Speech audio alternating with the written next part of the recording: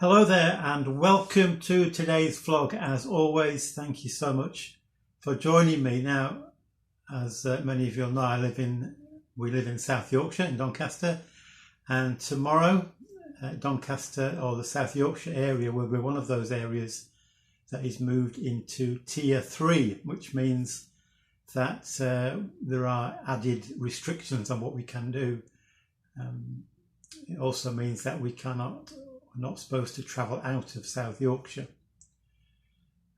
Sue and I have, since we moved here to Doncaster 2 or 3 months ago, visited fairly regularly the pub restaurant just down the road from us. They were doing that Eat Out to Help Out scheme, which we took advantage of, and then when that finished, and they actually carried it on until the beginning of October, then they had another offer which we took advantage of, but sadly they've decided that after today they're going to close for at least 28 days.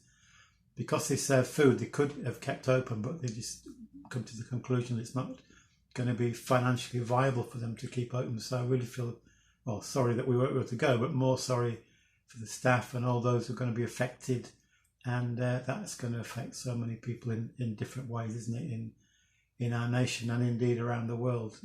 We do live in really tough times, and we need to be really urgently praying for an answer, for a way forward, praying for our leaders and decisions they take, praying for those who are most affected by this terrible situation. When we moved into our house, we had a bit of trouble working out how our boiler system, our heating system worked. There was a boiler and it seemed to heat the hot water fine, but we had no understanding of how it was supposed to heat the radiators. Well, obviously we didn't need it initially when it was warm weather, but as the weather got cooler, we need to find out how the boiler system worked to heat the radiators. And the strange thing was there's no thermostat in the bungalow that we could locate. Anyway, we looked up the instructions online and eventually realised that on the boiler controls there is a summer setting and a winter setting. So we managed eventually to get it onto the winter setting and realised that for a short period in the morning and then another period in the evening, the radiator started to work. So that seemed to be okay. We had no idea how to change when they came on and when they went off, but for a while at least it was working okay. And then we decided we need to get the boiler looked at, make sure it's working okay, get it serviced. So fortunately Sue had this lady who came to cut her hair, and she knew somebody who was a plumber or heating engineer, and he arranged to come. But then just before he arranged to come, I think somebody in his family had COVID-19, so he couldn't come. He was isolating at home. So that was a bit of a delay in that. And in the meantime, the boiler stopped working altogether. So for a few days now, we've had no heating and no hot water other than the shower, which is an electric shower. So that's caused a bit of a problem. So anyway, the heating engineer was able to come around, have a look, and we very soon realised that the boiler was not going to work. And what's more, the gas fire, which we thought we could use to heat the front room at least, that doesn't work either. So we're a bit stymied. But fortunately, the heating engineer has carved a little bit of space in his diary to come, and so tomorrow, all being well, God willing, he will come and fit a new boiler. Obviously that's expense, but it will be good to have a boiler that works, and we'll have a proper thermostat so we can control when the heating comes on and the temperature, etc. So that's going to work out really well. But obviously in the meantime, it's been a bit chilly in the house.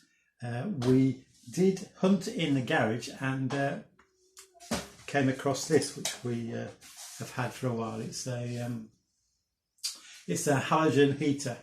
So we thought, well, this will fit nicely in or it'll go in the front room, and at least it'll provide us with some level of warmth when the nights draw in. However, that's not the end of the story, because of course you may have guessed it didn't work when we plugged it in. We tried a number of different sockets. Sue said, well, maybe the socket is a problem, put it in a different socket. So we tried that, didn't work.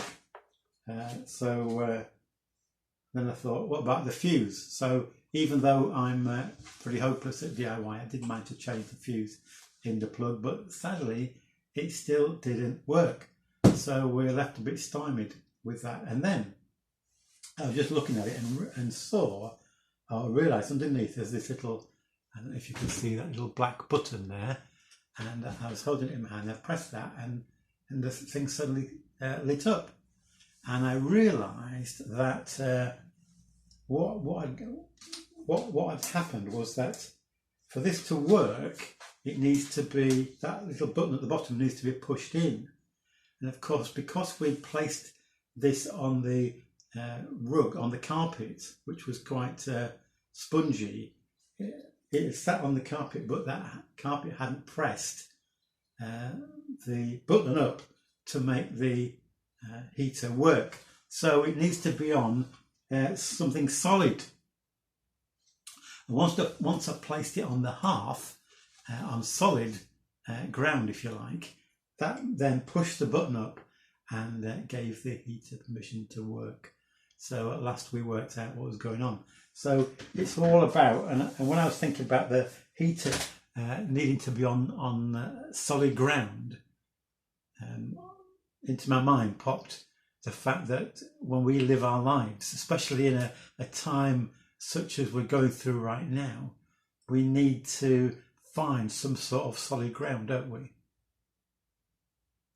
Many of the things that are going, many of the things that people have relied on, have given them confidence in their lives, and now seeing to be shaking. Maybe somebody has found their strength in their job, and maybe now their job's on the line.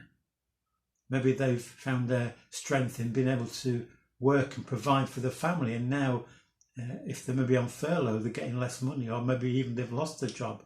That security is gone. Maybe some have found the security in their bank balance, and now they're finding that is dwindling away. There could be a whole host of things. Maybe some have found their security in relationships with in their family or their marriage or whatever, and this COVID thing has caused tension in that, and the cracks appearing, and everything becoming uncertain. We can't plan for the future. I know somebody who, one family had planned a holiday to Florida, I think it was, leaving tomorrow, and of course, because our area is now in Tier 3, that's not able to be come to fruition, and people don't seem are anxious about making any kind of plans, really, because the future seems, on the face of it, to be so uncertain. How can we plan this or that? We don't know how things will turn out.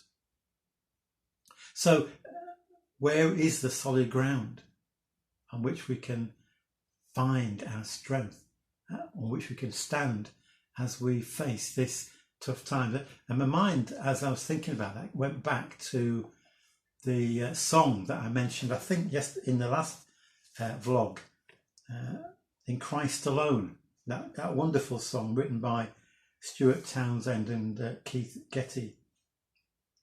I've looked in my songbook, and it's 2001, so still relatively new, but it's caught people's imagination so much, and it begins with those great words: "In Christ alone, my hope is found."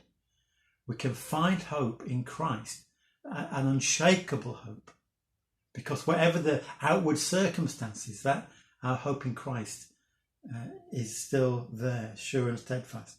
In Christ alone, my hope is found. He is my light, my strength, my song. And then it says, this cornerstone, this solid ground, firm through the fiercest drought and storm. Isn't that wonderful? This cornerstone, this solid ground, firm through the fiercest drought and storm. The cornerstone of a building is that really important stone on which the whole building hangs together and is strengthened. Solid ground. If our faith is in Jesus Christ, then we have a sure hope. We have solid ground on which to stand. Something that cannot be shaken.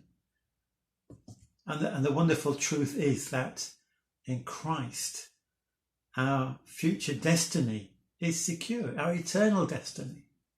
So whatever may happen, and we don't know what's going to happen, but we know that if our trust is in Christ, our hope is in him, then that cannot be shaken. He promises, I will never fail you. I will never let you go. His love is eternal. So we have solid ground. Whatever happening in our lives, my life and your life, whatever troubles we may face, we have that solid ground in Jesus Christ. So thank you so much for listening today. God bless you.